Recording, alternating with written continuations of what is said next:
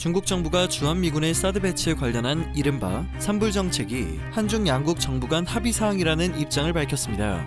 자오리젠 중국 외교부 대변인이 정례 브리핑에서 중국 정부의 인식을 전한 것인데요. 자오리젠 대변인은 한국과 중국은 2017년 10월 사드 문제를 단계적으로 처리한다는 협의를 달성했다고 말하며 여기에 산불 정책에 대한 합의가 있었다고 설명했습니다. 산불 정책은 사드를 한국에 추가적으로 배치하지 않고 한국이 미국의 미사일 방어 체제에 참여하지 않으며 한미일 군사동맹도 결성하지 않는다는 겁니다. 누가 보더라도 한국이 선뜻 합의할 수 없는 내용들이라는 것을 알 수 있습니다. 중국 정부가 합의를 했다고 주장하는 당시 국가안보실 제2차장이었던 난간표 현 주 일본 대사는 산불 정책에 대한 질문에 양국 간 약속도 합의도 전혀 아니었다고 말하고 있는데요. 그럼에도 중국은 그저 한국 측이 한중 쌍방의 공동인식에 따라 문제를 잘 처리하길 희망한다며 자신들의 인식이 무조건 맞다는 듯이 뜬구름 잡는 이야기만을 늘어놓고 있는 황당한 상황입니다. 너무 당당한 입장에 진짜 약속이나 합의를 한 것이 아니냐는 의견이 나오기 시작했는데요. 확인을 해본 결과 역시나 합의는 없었던 사실이었습니다. 사드 배치에 대해 중국 정부가 격렬하게 반발할 당시 한국은 세 가지 사안에 대해 당장 실행 계획이 없다는 입장을 밝힌 바 있습니다. 중국은 이런 근거로 한국이 산불 약속을 했다고 주장하고 있는 것입니다. 국가 간 공식적인 약속이나 합의가 장난도 아닌데 거의 말장난을 하고 있다고 봐도 무방한 것이죠. 단순한 해프닝이라고 보기 힘든 이유는 중국이 이를 트집 잡고 한국을 압박해왔다는 점입니다. 초기에만 하더라도 중국 정부는 산불 정책을 제대로 이행하지 않으면 중국인 관광객들이 한국을 외면할 것이라고 위협을 했었는데요. 이후부터는 대놓고 한한령을 내리고 경제 보복을 시작해 한국에 타격을 주었습니다.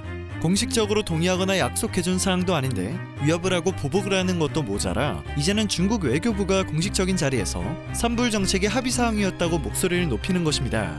이런 상황에서 중국은 북한과 함께 중국의 6.25 전쟁 참전을 가리키는 항미 원조 70주년 기념대회를 개최했습니다. 이 자리에는 중국 최고 지도부가 참석했고 시진핑 주석은 직접 나서 연설까지 하는 열정을 보였습니다. 시진핑 주석은 연설에서 패권주의 행태로 중국 국가 주석과 안전을 위협하는 세력을 용납하지 않겠다면서 만일 이런 일이 생기면 참지 않고 공격을 할 것이라고 목소리를 높였습니다.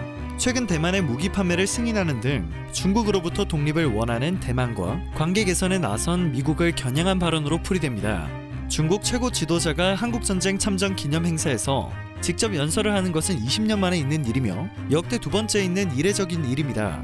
미국과 외교, 무역, 문화 등 전 방위에 걸쳐 갈등이 격화되는 상황에서 미국에 맞서 싸워 이겼다고 주장하는 항미 원조를 부각시켜 내부 결속을 다지고 호전적인 반미의식을 고취시키려는 의도인 것으로 분석됩니다. 6.25 전쟁은 우리에게 가슴 아픈 과거입니다. 중국은 승리의 역사라며 이를 내세우고 있지만 종전을 목전에 두고 있던 한국이기에 대대적인 항미원조 70주년 기념대회는 달가울 수 없는 부분입니다. 중국 측은 이런 부분을 전혀 배려하지 않고 있는 것입니다. 중국이 생각하는 6.25 전쟁의 적군은 한국이 아니라 미국입니다. 즉 앞서 언급한 산불 정책과 항미 원조 띄우기 모두 미국을 상대로 했다고 볼 수 있겠는데요. 전문가들은 중국은 계속해서 상대적으로 국력이 약하다고 생각하는 한국을 이용하고 압박하고 있다고 분석하고 있습니다. 반미 정서를 자극해 내부 결속을 다지려는 움직임은 한중 관계의 변수가 될 수밖에 없지 않을까 싶습니다. 현재 중국에서 다시 중화 사상을 바탕으로 한 애국주의를 빙자한 민족주의가 들불처럼 번지고 있습니다. 그 바탕에는 자국이 G2라는 자신감이 깔려 있다고 하죠.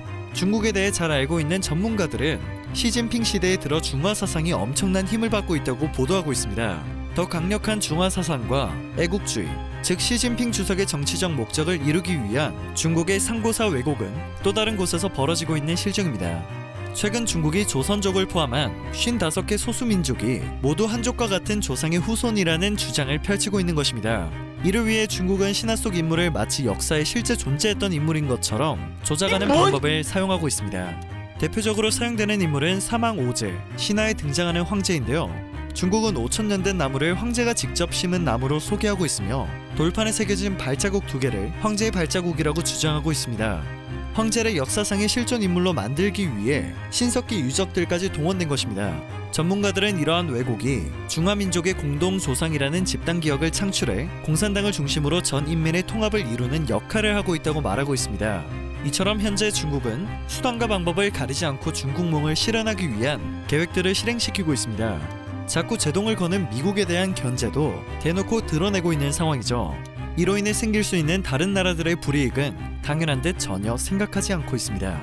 신종 바이러스 감염증으로 인해 반중 감정이 각국에 퍼져 있는 상황에서도 중국은 이처럼 막무가내 행보를 이어가고 있습니다.